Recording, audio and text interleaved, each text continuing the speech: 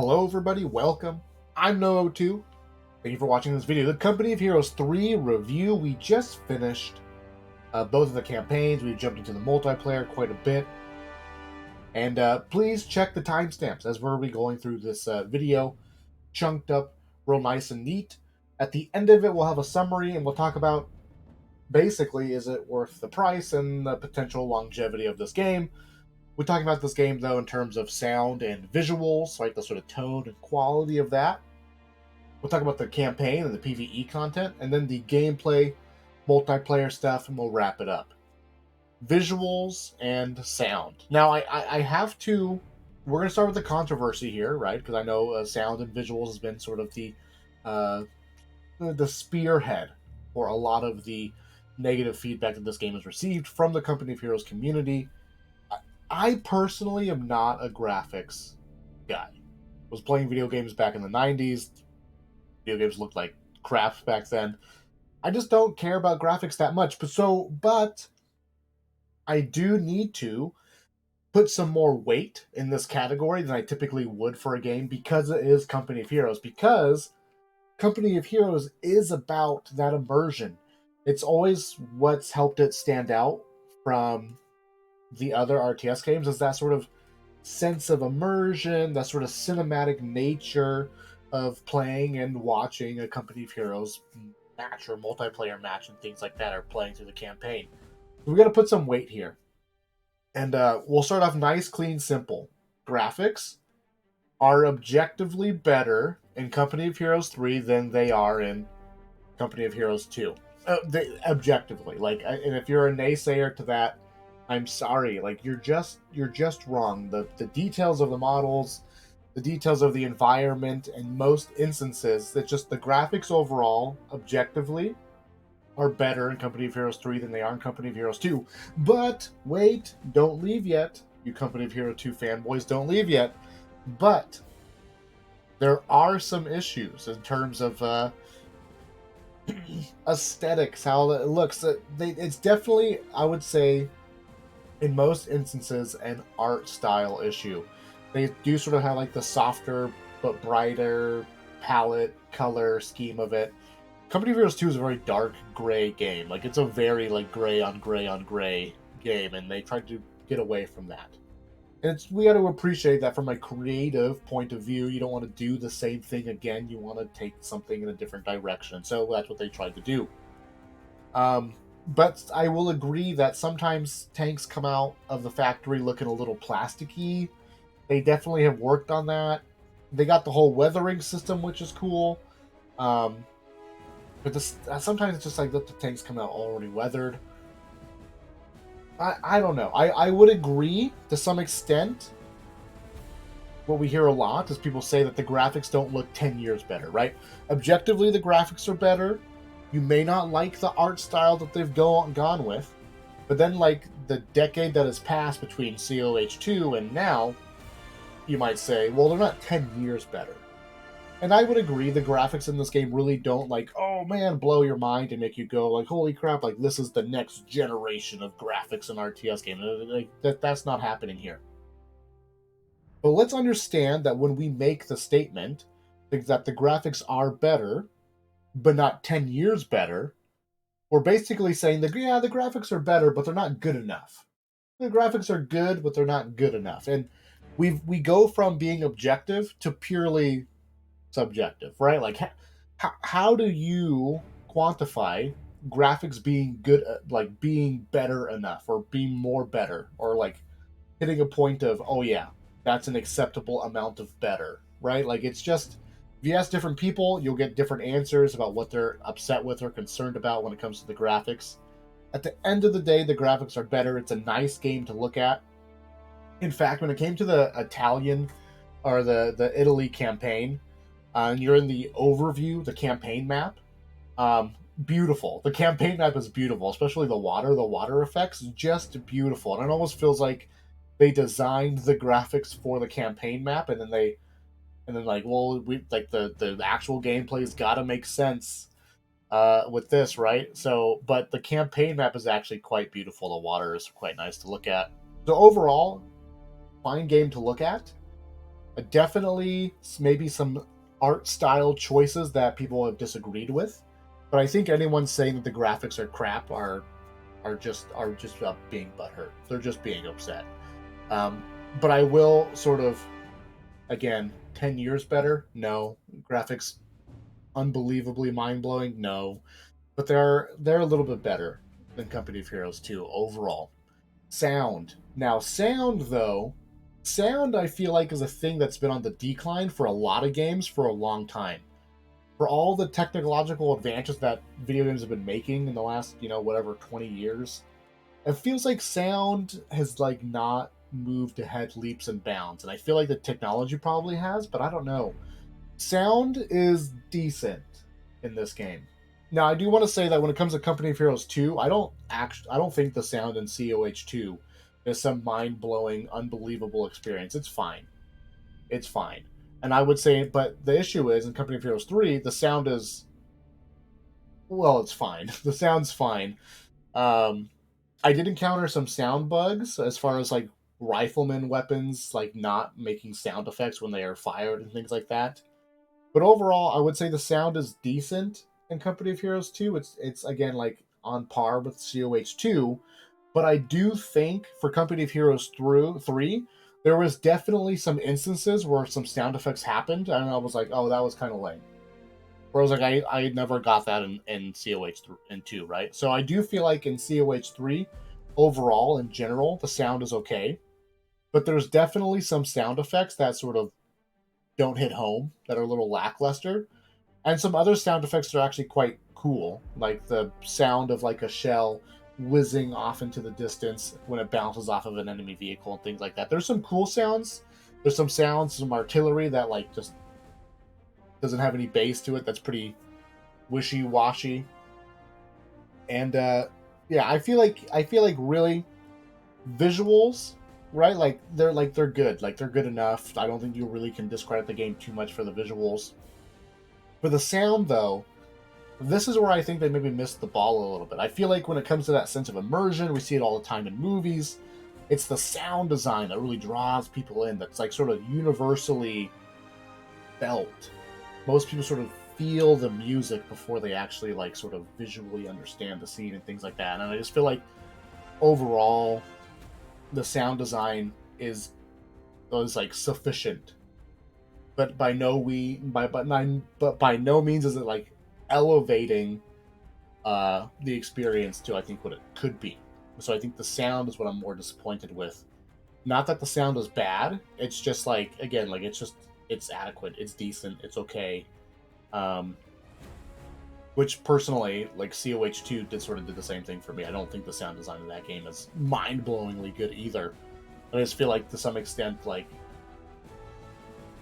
I don't know, there could have been more here. I think there could have been more, but there wasn't. And then maybe part of that is just, yeah, I had some sound bugs and things like that. So overall, summary wise, visuals, sound, they're decent. Like they're adequate. They're about the same or better than Company of Heroes 2, which is in some extent a little disappointing overall because it could have been better, should have been better.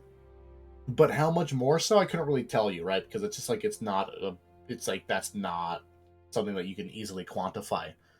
So overall, decent between the visuals and the sound, decent. Um, I, let me summarize it like this: I don't really think it necessarily holds the game back.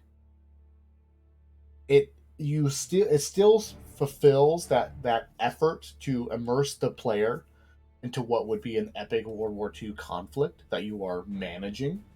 Um, but like I don't know, it fulfills that purpose, but it doesn't like hit it out of the park. It's not a home run. It's good enough though. It's decent. And for me personally, like I don't put a lot of weight on visuals and sound. So when it comes to like my multiplayer experience, which is what I've been focusing on, it doesn't really affect that at all. I do want to say a quick note here for sound design. I can only imagine that this is a particularly hard game to design sound for. Imagine the amount of sounds that are happening all at the same time for all of it to be sort of immersion building. but also too to be practical to help the player understand what's happening and where. So there can very easily be like 50 plus sounds taking place all at the same time. You got each individual model with a weapon, sometimes different weapons, shooting their guns, screaming things at you, cannons firing, and things being called in. And very easily can there be like 50 plus sounds at a time. So I can only imagine that sound balancing for this game is probably an unbelievable nightmare. But that is the devs' job, isn't it? That's their job, right?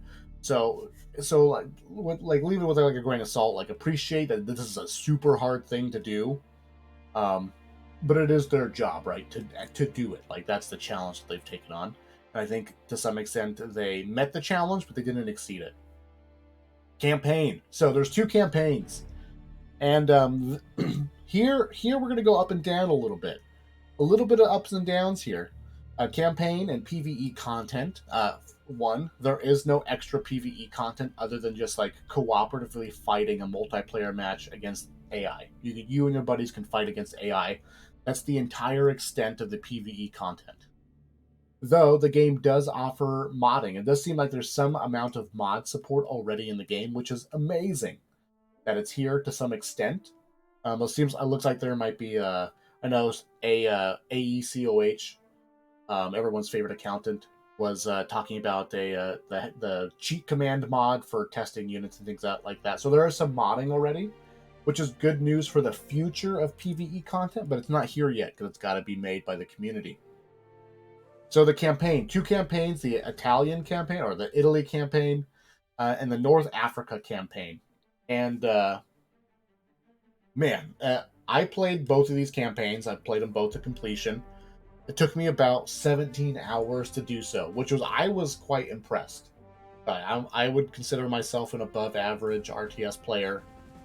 And so I would say 17 hours is probably going to be like baseline, like at least 17 hours, 15 hours for most people, which is a surprising amount of content. I was not expecting to get this much playtime out of the campaign, and I was going fast. I was powering through it.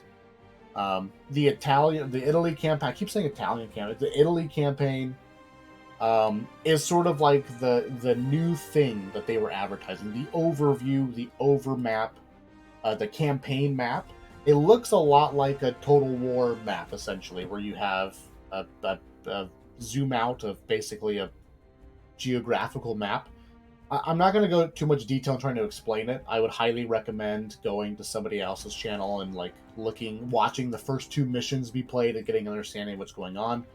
But essentially, you make companies and they represent a little unit on the board, and you walk them around attacking cities. Cities that you capture give you more resources. You spend that resources to expand your forces and things like that. And so you're sort of left to your own devices as far as just like, here's your objective and figure out how to get there, which is kind of cool.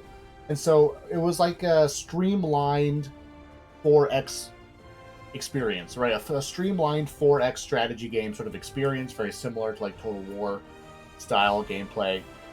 It was nice. It was fine. I don't know exactly how well this is going to compare or stack up to other 4X strategy games out there or similar. It seemed like that there was a lot of fluff, a lot of things that like you just don't need to use at all that are in the game that maybe look like it adds depth, but it doesn't really need to be used at all. Things like that. So I would say overall, the Italy campaign was neat. It was kind of cool.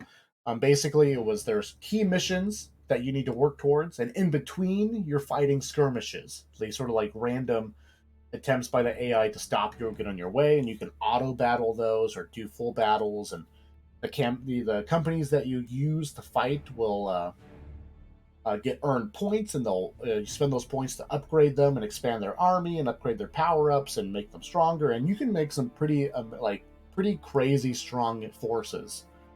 And so that was pretty fun and satisfying. I can really see that coupled with the tactical pause allowing casual players to really push the limits of like the difficulty that they've chosen to play in and things like that. And so overall, I thought it was kind of a cool thing. Was sort of a slog though, overall, as far as like moving your units around. They only get one action a turn. There's like a million things to shoot sometimes, and then like having to like retreat and resupply and heal up and get your units. So like the logistical part of it was like sort of interesting, sort of neat. I think to some degree there's like some depth there and some thought to be had, and um, overall. But like if you don't end up really liking that overall experience right out the gate, the campaign is probably going to be painfully slow for you.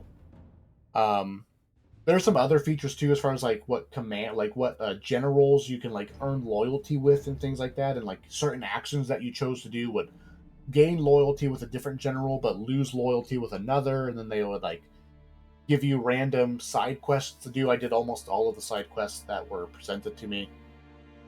So overall, like the Italy campaign, kind of neat, kind of cool gameplay stuff. Different for Company of Heroes 2 or Company of Heroes in general. Nothing to the point though that like it's groundbreaking or amazing. The story is World War II. That's the story. The story is obviously historically to some degree there's a measure of accuracy as far as like at one point in time this big battle in this big place happened and we go fight it. But beyond that, as far as I can tell, any sort of like historical accuracy is not. I don't know, like it's not like super like clear what's correct or not, so I don't really know. But otherwise, it's a story. It's just like the enemy's here. We need to do this and this to beat them, and then you do those things and you win. And then it goes, hey, now we need to get this city, and then you do those things, and that's about it. That's about it. And so, for the most part, I think that's sort of the story that I expected because it's just like it's World War II. Like I don't know. I feel like maybe there's more potential there, but it just wasn't seen. And sort of contrasting, when we moved into the Africa campaign. This is the more sort of like tried and true standard RTS campaign where you play a mission, you get a cutscene, and then it takes you into the next mission. You play it and you beat it, you get a cutscene, you move into the next mission, and that's it. For mission to mission, basically. There's no campaign map, there's no overview, it's just a standard RTS campaign. But here, as far as just like the general gameplay, which was fine, the missions were fine, but the story sort of picks up a little bit. The story follows a like North African Jewish family and how the war impacted their life in general, right? And so, at the very least, the story in the North Africa campaign, I was like, okay, like there's something, a little bit of substance there, a little bit something going on, a little bit of investment, a little bit of cost, and things like that, which was kind of nice to see. But at the end of the day, though, it was not very deep. Not a whole lot going on. So I appreciate the effort that there was some amount of story in the Africa campaign, but nothing really to write home about. Nothing too crazy. Um, War is war, sort of thing, basically. But at the very least, I appreciate the effort. And so overall, between the two campaigns, if I had to summarize it, I was actually really surprised by the amount of time it took me to beat them both. The amount of potential content really to be had. I think if you were to really jam through it and speed run and be super fast and be potentially good at RTS games, maybe you can do it in 10 hours. But I would say very easily you can do, like, both campaigns would take the average person maybe closer to 20 hours. And so that's a pretty good content as far as like content time is concerned for a $60 game. As far as substance though, the missions, all the missions are fine. Again, nothing too like insane, mind blowing, groundbreaking, or anything like that. If you like the Italy overview campaign map, then that can be really really fun. But beyond that, I think just the campaigns were like pretty average, like what you expected for the most part, or what you would expect from a World War II themed RTS game. Like it's nothing too insane, but at the very least, it's got enough content to fill the time. I will say though that I think there's a lot of potential to be had with the campaign map, the Italy campaign. I can imagine like future updates or DLC maybe offering like a cooperative campaign map mode where you play with your friends against an AI, grinding your way through a countryside, capturing cities and things like that. That could be potentially more fun. I think there's more PvE potential that this game could have, but doesn't have quite yet. So overall, that's about it for the campaign stuff. Good length, not a tremendous amount of substance. Sort of what we appreciate. Tactical pause. I don't think I used it once, but I can totally see like the tactical pause, like sort of adding to the like a puzzle element aspect to the game. Maybe allowing players to push the limit for the difficulty and things like that. But overall, campaign experience was fine, but nothing too insane.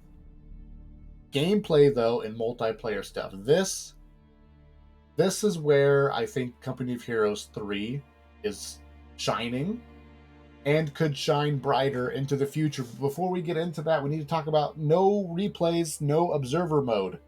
It's just not there. And if I can just go in a little soapbox here. Now, I understand for game devs that when it comes to the multiplayer communities of most RTS games, they're small, they're itty bitty. Most people don't play multiplayer in RTS games. That's just what the numbers show. That's what the numbers prove.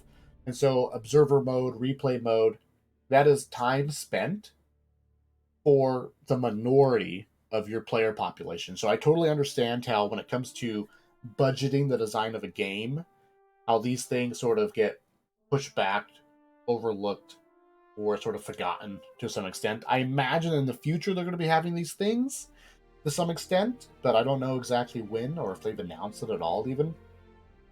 And if they have, that's great. And if they haven't, I don't know. But I assume that they will eventually have these things. But if I can just make an appeasement to maybe you who might be watching that's a game dev, appreciate the long-term value of having an observer mode or replay mode for your RTS game or for your video game is for the content creators. In this day and age, the best advertisement is word of mouth, and that word of mouth comes from people like me, but people who have more followers than me, right? That word of mouth advertisement comes from the content creators, from the streamers, from the YouTubers, etc. And if you give them the tools to make content for your game, they'll have a much easier time doing it. More people will choose to main your game and make content for it, and people will do it for longer. And as people do that for longer, you'll get more viewership, you'll get more people cycling in and out of your game, more people watching tournaments and things like that. And so I feel like there's a world and a strategy for the dev team to prioritize something like an observer mode, and then somehow financially bank on the fact that people are still playing your game, people are watching the tournaments. I feel like there's like some amount of intrinsic value there to sort of just help the people who are keeping interest in your game have the tools to do so. Right? So anyways, off my soapbox here. This is where the game shines. I think all four factions feel really different. I think the gameplay is great. The light vehicle, like the vehicle control for a lot of the vehicles feels really good. Driving around the little motorcycles or the 222 half tracks or whatever, for like all of it feels super cool. Like the vehicle movement I think is actually really good.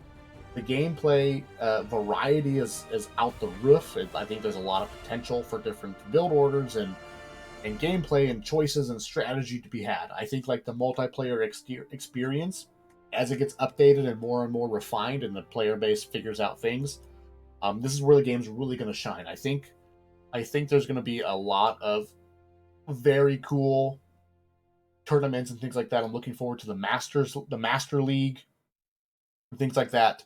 I think there's a really high skill ceiling for this game potentially. And with now the fact that you can customize all of your hotkeys, I think there's a lot of potential now for the multiplayer experience for this game to really shine. They released the leaderboards, which is great. So there is a measure of value as far as like playing, watching your own progress, getting better, grinding it out, things like that. So that's kind of cool and fun. I would love to see a ranked mode, but I mean, it's fine. It's fine. But overall, the gameplay feels great, I think. The automatic vaulting, the automatic reinforcing at your base, all really nice quality of life things that don't really take away from the skill ceiling, but definitely raise the skill floor, making the game more accessible.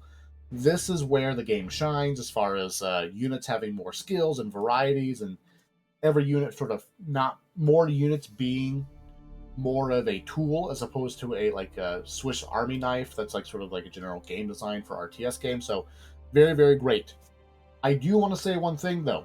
If people are coming at you and saying that this game is imbalanced, that things are OP and this is blah blah blah, they're only half right. Maybe.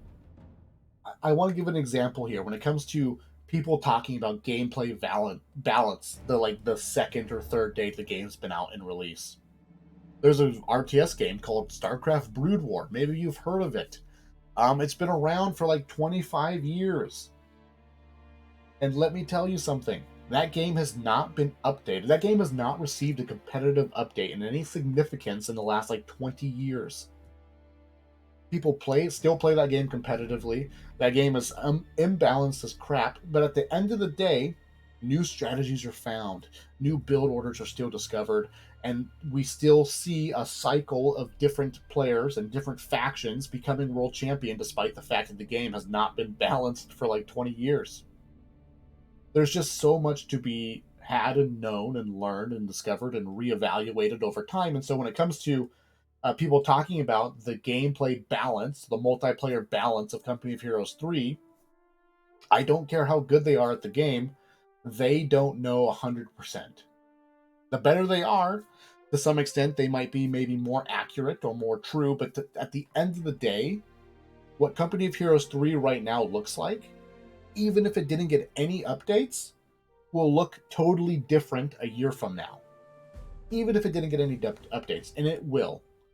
So I just want to like put that out there. As far as the balance is concerned, as far as I know, it's good enough for the time being. It's not it might break in the next week or two where somebody discovers something absolutely absurd, but for the most part, I think the gameplay balance is good enough, especially for entry level players learning how to play the game and things like that. But we'll see what the next couple of weeks brings as far as how truly unbalanced the game is or not. That's what I'm saying. The game, is it unbalanced? Maybe, but time will tell, and I think only time can tell in that particular regard. But overall, the multiplayer experience has been just a blast to be a part of, and I'm really looking forward into deep diving into some build orders and figuring it out and learning and remapping my hotkeys to get the ultimate skill advantage and things like that. Map design, I think the maps are fine. I'll leave this to other people to talk about. As far as the map design is concerned, I don't really know enough about playing. I have like maybe 100 hours of like Company of Heroes multiplayer experience, so I don't feel confident enough to talk about the maps yet. I've never deep dived into them. I will be deep diving eventually into the Company of Heroes 3 maps. We'll figure that all out, but for the most part, multiplayer gameplay experience has been really, really fun. I've really enjoyed taking cover, doing the battles, activating the things, and all that stuff. It's been a blast. And so overall, if we had to summarize this game, if we had to summarize it now, the graphics and the visuals, they're okay-ish enough. Okay-ish enough. There could be more. I wish there was more. I wish they were making me just poop my pants in fear when artillery barrage hits and things like that. The graphics, I would want to say, though, especially better than COH2. Nothing insane. The game is nice to look at, but it's not like melting your eyeballs because it's so beautiful. The sound design is sort of the same thing. Good enough, but it's not melting your brain because it's amazing. The campaign, lots of content, not a tremendous amount of substance, but I didn't really expect too much because it's the World War II themed RTS game. Like, that's what it is. For the most part, there's some effort at story, but doesn't really hit home or anything like that. It's nothing too insane. But the overall, like the campaign content, I was surprised by how much there was. And so that was kind of nice. And I think the campaign map, like the Total War style campaign map, I think will have potential for future updates and things like that. So that'll be nice to see what they come up with as far as PvE content and maybe cooperative PvE content in the future. Gameplay and multiplayer. This is where I think the game's going to shine. It may not be perfect right now, It definitely isn't perfect right now, but I think it's absolutely good enough. I don't think anything's too crazy or broken with it. Like yet, we might see in the coming weeks exactly what is maybe crazy broken or not. But I think really like what they have now, as far as the four factions and how they play and build, I think they have an unbelievably strong foundation for updates, for balance updates, for future map design, for future battle groups and things like that. Where I think the multiplayer experience is really where this game is going to shine. I think it's strong right now. It's good right now, and hopefully it can only get better from here on out. And so I have a lot of high hope for the multiplayer experience, but it's actually a lot of fun right now. So, uh, summer is this game worth $60 or more if you want potentially like the deluxe versions and things like that? I mean, purely from a numbers standpoint, I mean, it took me 17 hours to beat both the campaigns. And as far as like the rough like money spent for content gained, somewhere between 10 and 20 hours of gameplay is sort of the standard for a $60 game. And of course, that scale might go up or down for you. I'll let you value your own $60 as far as time spent in a video game, but I would say for me, somewhere between 10 and 20 hours is pretty good value or decent enough value for a for $60 in a video game. Now, as far as like story is concerned though, I would say the story that you are purchasing is not worth $60 when it comes to the campaign. It's pretty generic stuff, pretty generic in general. But I will say, to some extent, you can sort of like get the immersion with the conflict, the war stuff, the World War II immersion. It's sort of there. So I don't know. I don't want to say it's held back by the sound and the visuals, but the visuals and the sound aren't like propelling you into that. Um, but I think for the most part, especially if you've never played a Company of Heroes game at all, this will be a fine experience as far as the campaign is concerned. So in general, is the campaign worth the $60? Kind of, technically. The story's not there, but the amount of time to beat them is there. When it comes to the multiplayer experience, if you're going to sit down and play 20 hours of multiplayer, I would say probably not. Right? When it comes to a multiplayer experience in the long term, I usually think in like, can you sink 50 hours into this multiplayer? Right? Right? So I think you could. Like I am. I'm going to get 100+ hours of multiplayer in this game, probably maybe 1,000. So like, if you can see yourself playing the multiplayer for this game for 50+ hours, then the $60 is worth it. So overall, I think this one here, you gotta do your research, evaluate a little bit further, watch a little bit of the campaign, especially the Italy campaign. If you're into that sort of style of gameplay, then this game could be worth the $60. If you're looking to continue your Company of Heroes journey, I do think the multiplayer is worth it. I am never going to go back to Company of Heroes 2, most likely. I'm just going to keep playing this game. It'll be updated and it's going to have the new content on the horizon. So I think if you're like a multiplayer grinder, this game could have that value right now. Um, I think at the very least we'll see support for this game. I think for at least a year, and I mean hell, a year worth of gameplay that's got to be worth $60, right? So I think this game, depending on who you are and what you sort of experience that you're looking for, this game could be worth the $60 right now. But do your research because it may not be. I think that's all I got. Comments, questions, concerns, let me know in the comments. Thank you for watching. I appreciate it. Like and subscribe. Bye.